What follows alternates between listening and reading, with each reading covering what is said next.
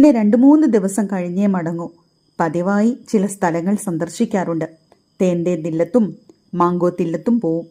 2-3 തറവാടുകളിലും പോകാറുണ്ട്. അവിടെ നിന്നെല്ലാം അരിയും നാളികേരവും കിട്ടും. ചോദിക്കാതെ തന്നെ എല്ലാവരും കൊടുത്തുകൊള്ളണം. ഇടയ്ക്കിടെ സമാധാനിക്കാൻ മുത്താച്ചി പറയും, ഞാനേ ഇരക്കാൻ നടക്കുമെന്നല്ല. കൊട്ടിലിലെ മുത്താച്ചിയെ അറിയാത്തവർ കൂടല്ലൂരില്ല. ചെറുപ്പത്തിൽ 3 ഭർത്താക്കന്മാരുണ്ടായി. പ്രസവിച്ചില്ല. ആദ്യത്തെ ഭർത്താവ് മുത്താച്ചിയെ ഉപേക്ഷിച്ചു.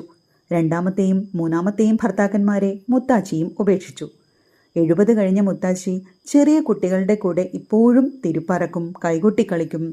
ഭേദപ്പെട്ട വീടുകളിൽ പോയാൽ 1-2 ദിവസം താമസിക്കും.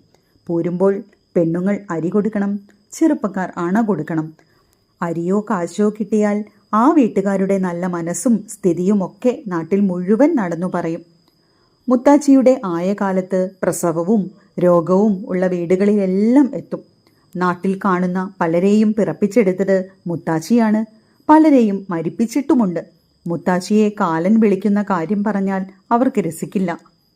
മുത്താച്ചിയെ തെക്കേ കണ്ടത്തിലേക്കെടുക്കാൻ തിരക്കായി ഇല്ലേടാ മക്കളെ എന്നാണ് ചോദ്യം. എന്നിട്ട് സ്വയം സമാധാനിക്കും, എൻ്റെ ചീട്ട് അങ്ങനൊന്നും ചീന്തില്ല. ഒരു യാത്ര കഴിഞ്ഞ് തിരിച്ചെത്തിയാൽ 5-6 ദിവസം കൊട്ടിലിൽ തന്നെ ഉണ്ടാവും. അപ്പോഴാണ് അപ്പുണ്ണിക്ക് രസം. കൊട്ടിലിലെ കയറ്റുകട്ടിലിൽ ചെന്ന് ഇരുന്നാൽ മതി. യാത്രക്കിടയിൽ കിട്ടിയ ഒളോർമാങ്ങ, തേന്തേ തില്ലത്തുനിന്ന് കിട്ടിയ ചക്കപ്പപ്പടം, അങ്ങനെ വല്ലതുമൊക്കെ നല്ലതുണ്ടെങ്കിൽ അപ്പുണ്ണിക്കാണ്. കേൾക്കാൻ 2 വയസ്സായ ഒരു കുട്ടിയെ കിട്ടിയാൽ മതി. മുത്താച്ചിക്ക് പറയാൻ ഒരു പിടി കാര്യങ്ങളുണ്ട്. അച്ഛനെപ്പറ്റി കുറേയെല്ലാം അവൻ അറിയുന്നത് മുത്താച്ചിയിൽ നിന്നാണ്. കോന്തുണ്ണി മരിക്കുമ്പോൾ, അപ്പൂ നീ ഇത്രയുള്ളൂ.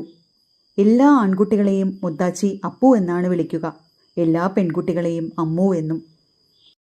അച്ഛൻ മരിക്കുന്ന കാലത്ത് അവൻ മുത്താച്ചിയുടെ ചൂണ്ടുവിരലിൻ്റെ പകുതിയേ ഉള്ളൂ. അപ്പുണ്ണിക്ക് തമാശ തോന്നി. അതൊരു സാധാരണ മരണമായിരുന്നില്ല. ആരോ വിഷം കൊടുത്ത് കൊന്നതാണ്. ഓനെപ്പോലെ സ്നേഹമുള്ള ഒരു ആൺകുട്ടി ഈ ദേശത്തുണ്ടായിട്ടില്ല. ആന പിടിച്ചാൽ എത്താത്ത തടി. എപ്പോൾ കണ്ടാലും മുത്താച്ചിക്ക് മുറുക്കാൻ വാങ്ങാൻ എന്തെങ്കിലും തരും. എന്നിട്ട് മുത്താച്ചി നിർത്തി അവൻ്റെ ശിരസ് തടവിക്കൊണ്ട് പറയും, ഓളക്കതിന് ദൈവം കൊടുത്തു വെച്ചില്ല. അച്ഛനെപ്പറ്റി വളരെ അവ്യക്തമായേ അപ്പുണ്ണിക്ക് ഓർമ്മയുള്ളൂ. എങ്കിലും അവനെ കാണുന്നവരെല്ലാം അച്ഛനെ പറ്റിയാണ് പറയാറ്.